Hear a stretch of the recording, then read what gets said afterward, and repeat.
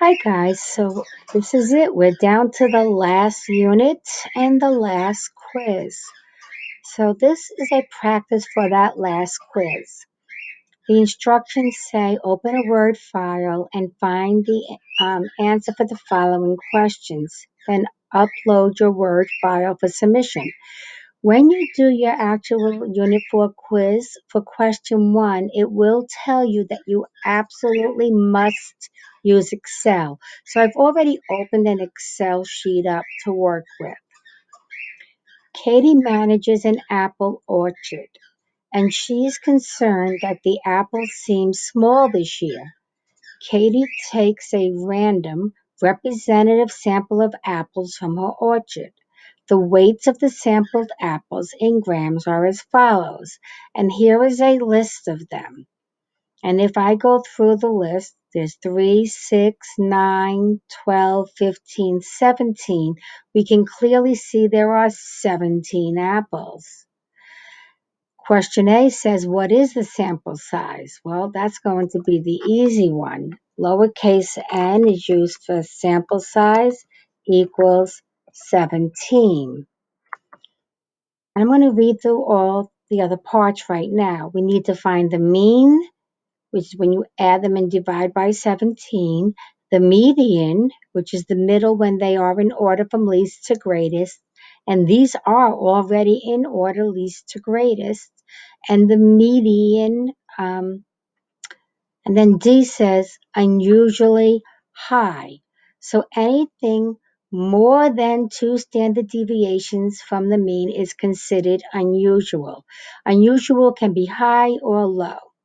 So earlier, before starting this, I went Control C, went over to Excel, wrote Control V, and I have all 17 values already pulled over.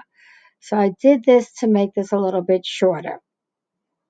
Going back to here, we could figure out the median without even using Excel. If there's 17, I would have to find half of that, which is 8.5, which means the ninth value going from the front or the ninth value going backwards would get us to it. 1, 2, 3, 4, 5, 6, 7, 8, 9 means this value here would be the ninth value. Let's try the other way. 1, 2, 3, 4, 5, 6, 7, 8, 9. So whether I go from the front or the back, the median is 125 grams. Now we do need the unit because the unit is based on the weight. Okay, so now to make it match, we know we have a sample size of 17, we median of 125. Using Excel to do the rest of this work. Let's go over to Excel, and I already know from Excel I have everything set up. Sample size, we already counted.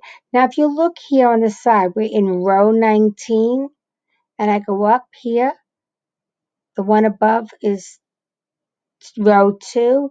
19 minus 2 is 17.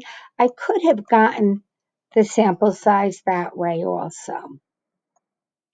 Excel will do all of our work for us. Always start with an equal sign. But in Excel, you cannot find the word mean, but you will find the word average.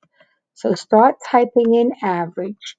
Go down to average on the list and double click it. It will open. Just copy, hold the mouse down till you get to the last value, close the parentheses off, hit equal. Now I purposely put a different color here so I would know where to stop. The mean is 125 grams. Will I get the same thing with the median? Hit equal, start typing the word median, double click it, grab from the 119 down to the 131, close the parentheses off, and you're done. Notice we again got 125.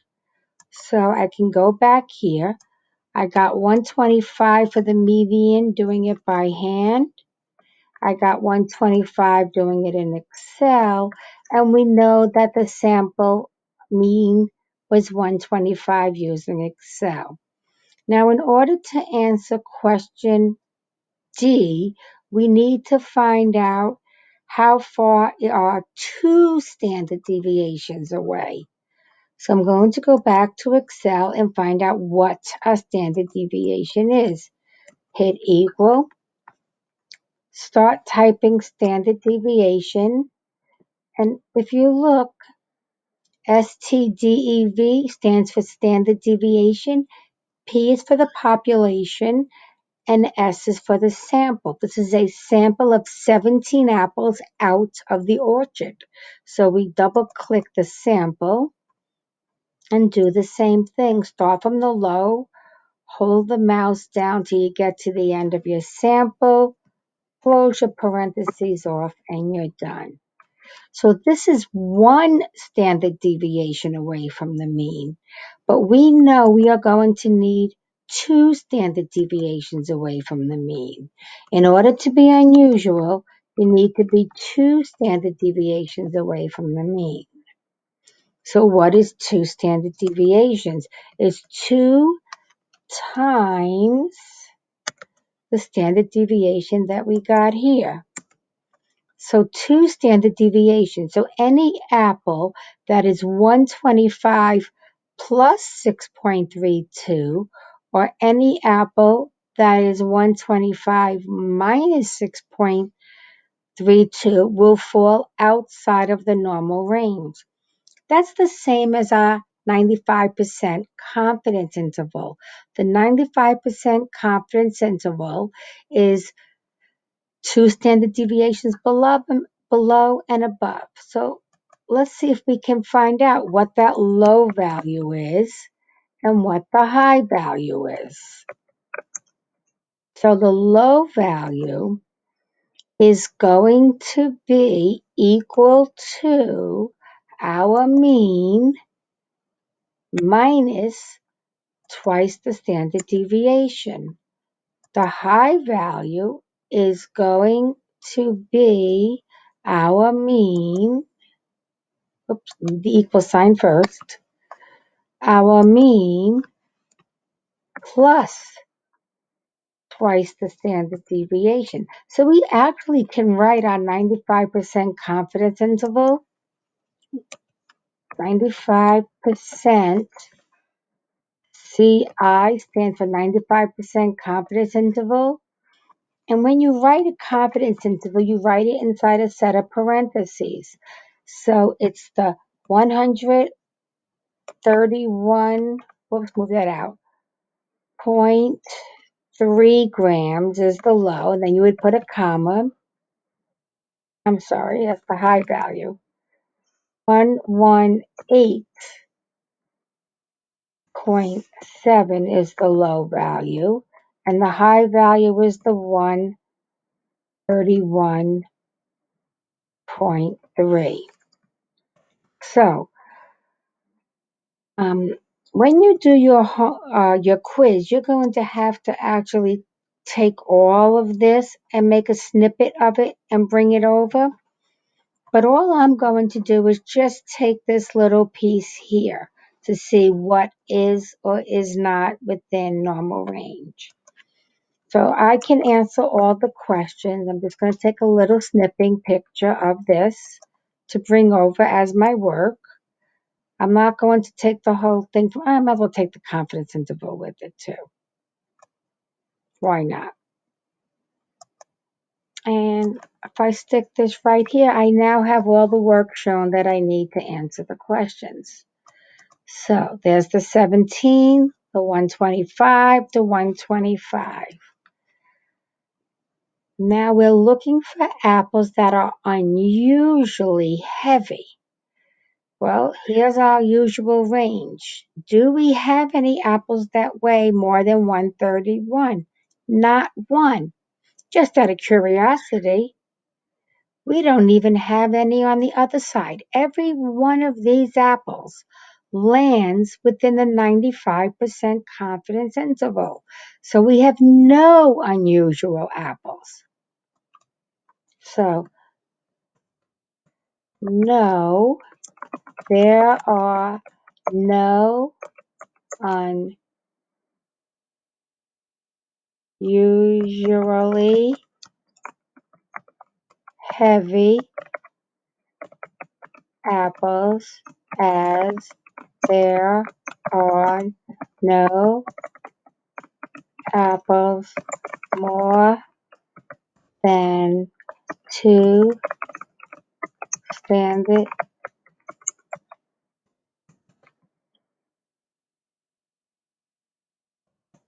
deviations above the mean value of 125 grams. So we've now answered part D. Part D, no. We don't even have any unusually small. In 2004, the mean income for the U.S. was $60,528. At the same time, the median income was $43,544. Why does it make sense that the mean salary is so much higher than the median? We've all heard about that 1% that's at the top that makes all the money, while the rest of us, the middle class and the lower class, don't make that much money. So a few high salaries will pull the mean up a lot. So since there are a few, I just spelled that wrong again, billionaires in the US, those few very large annual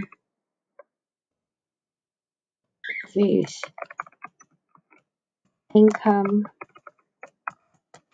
values will pull the mean up substantially. The median value is more representative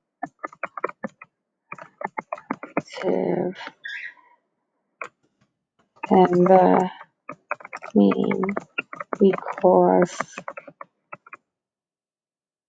most people in the US are considered middle class or lower income. So it really doesn't make sense to use the mean when looking at annual salaries because of those few billionaires, that top 1%. So change it over to make it show out. Hopefully this makes sense to you. The next question is about resting heart rate, beats per minute. So for female, the average resting heart rate is 78 with a standard deviation of 11.6. For a male, the average resting heart rate without exercising is 67 beats per minute with a standard deviation of 10.3.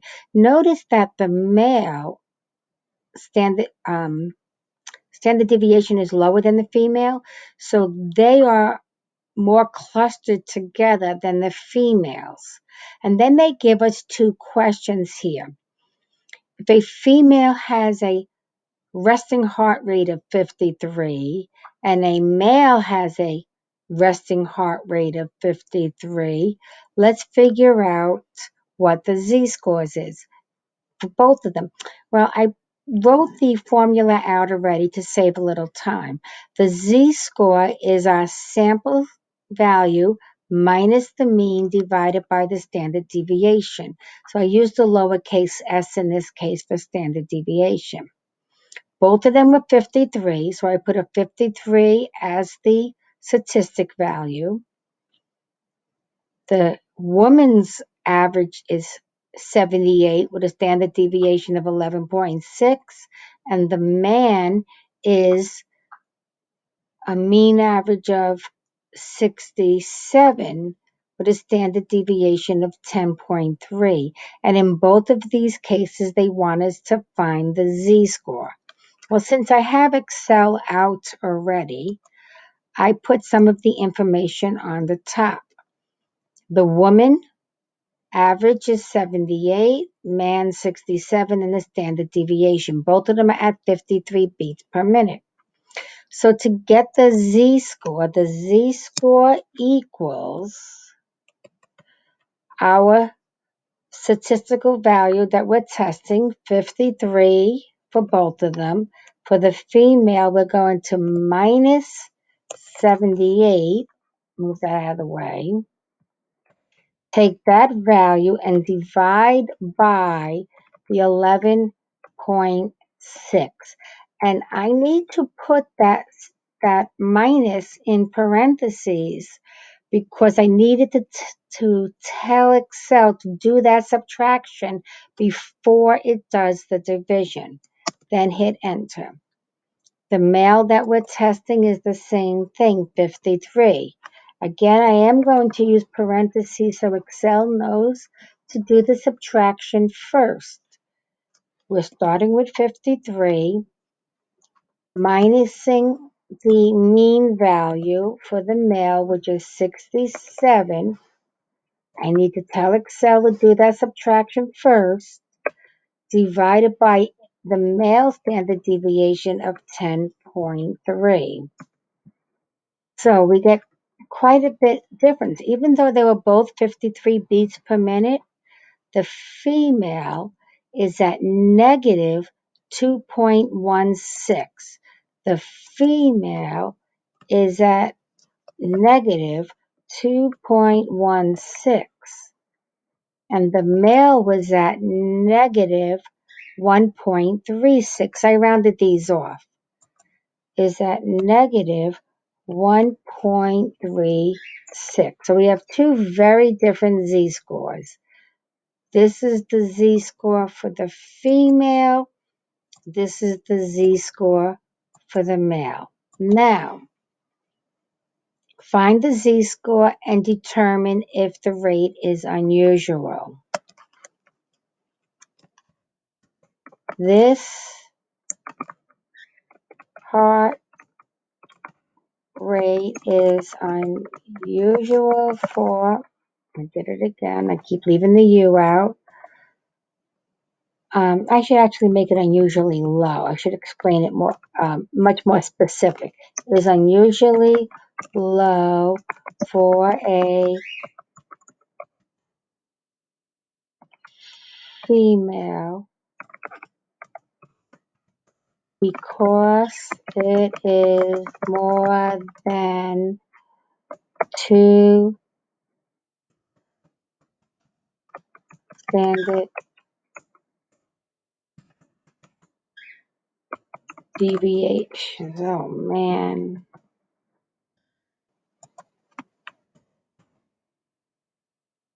Below the mean value of 78 beats per minute. So for this person, the heart rate is unusually low. Let's look at the man. This heart rate is less than 2 standard deviations below the mean value of 67 beats per minute. Therefore, it is not unusual. So he falls within the normal range, She does not. Her heart rate is unusually low. Now we have Kimberly. Kimberly goes to the doctor and he shows her that her resting heart rate is 2.7 deviations above the mean. But they don't tell us what it is. But we do know the Z-score formula. Z equals the value minus the mean divided by the standard deviation. So we just need to use the values that are used for a woman. So we're going to set it up as x minus 78 divided by 11.6 and set it equal to 2.7. Using simple algebra, 11.7 times 2.7. So the next step down is going to be x minus 78 equals. So we have to get the 11.6 times the 2.7. So it was 2.7 times, not times, I hit the wrong one, times the 11.6. So that gives us 31.2 on the other side here.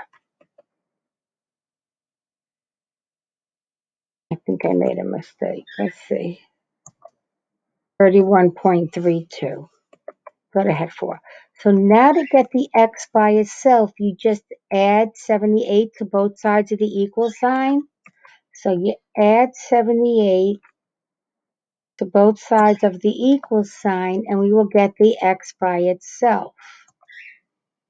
So this is this value plus 78, and that will give us heart rate, 109.32 beats per minute.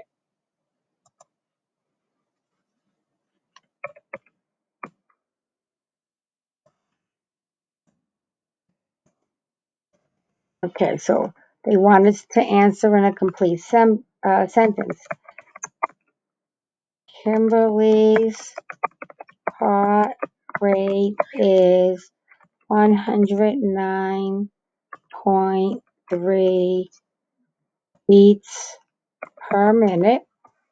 Now, what I should do is make sure I highlight all the work from the answers. The other part they want to know is this usual or unusual? Well, we know her Z-score is already 2.7. So I'm just going to go back up here. Kimberly's Z-score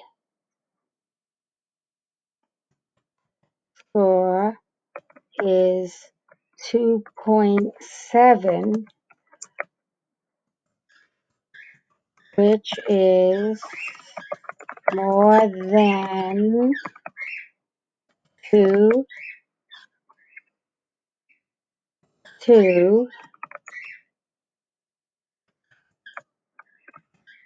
standard deviations above the mean value of 78 beats per minute.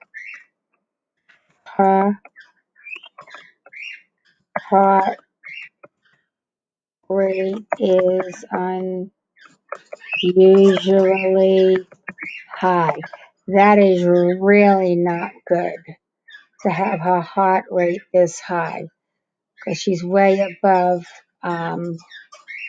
So this is one of the things they wanted us to answer. So I'll go like that. So if we answered all the questions, what was her Z-score? 2.7. What was her heart rate? Well, we just had to work backwards and get the X by itself. The heart rate is 109 beats per minute. And we showed all the work and we used sentences. So we've done everything that was needed there. Okay, we have a Gallup poll. 95% confidence interval, that's 2 standard deviations away from the mean, that Americans think that marijuana should be legalized. Determine the estimated population proportion. So all we need to do is find the exact middle between the 62 and the 54. So to find the exact middle, all we have to do is do 62 minus 54, which equals 8. So that's going to get us the range. And then 8 divided by 2 is going to equal 4. That's going to get us our margin of error. So MOE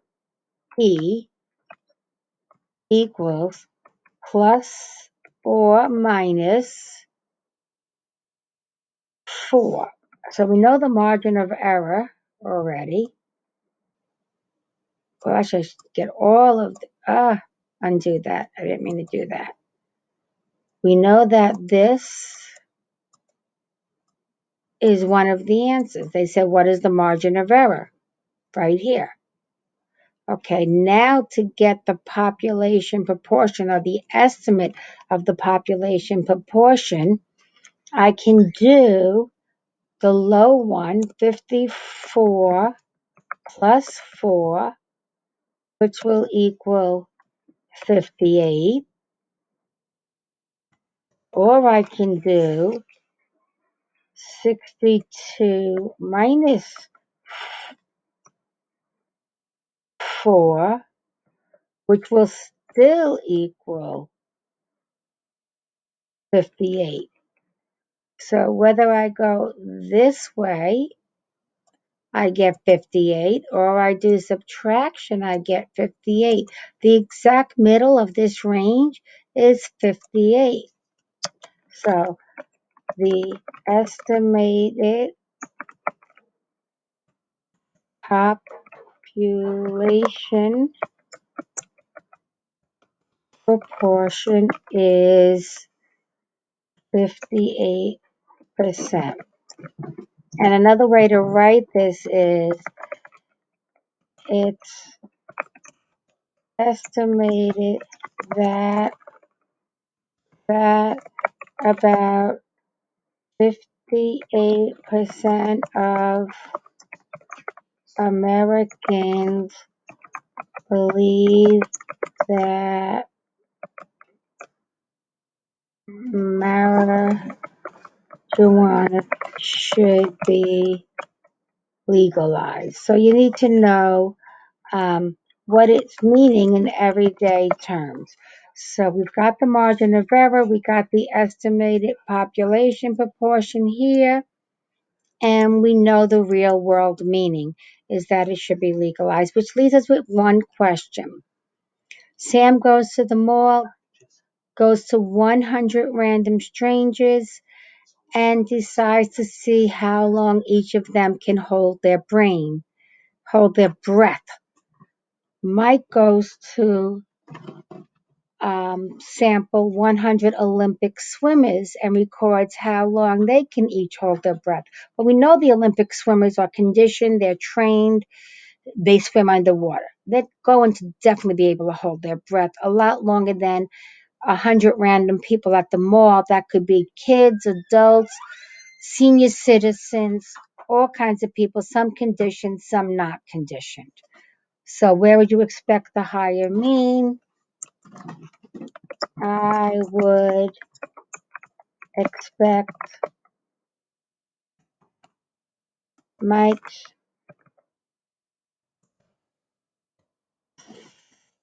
sampling of 100 Olympic swimmers to have a higher mean time for holding their breath as they are trained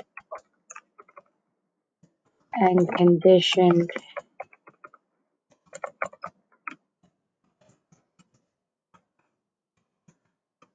athletes.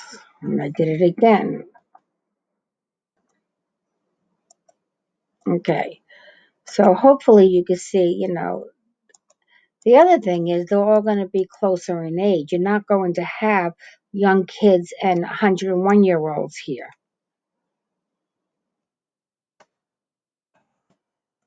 Each of the Olympians will also be relatively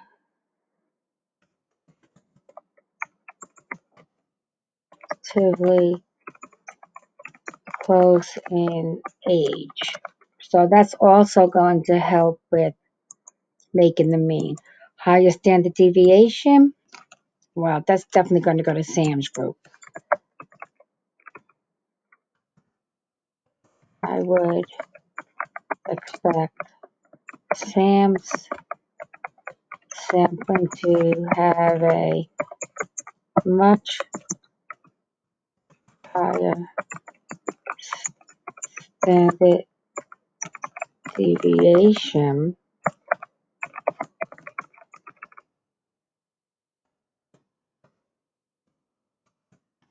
because his sampling includes a wide range of ages and physical conditions. This is all you're really going to be expected to do on that very last quiz. And this brings us to the end of the semester. I hope you find this helpful, and I've had a blast working with you. Bye now. Take care.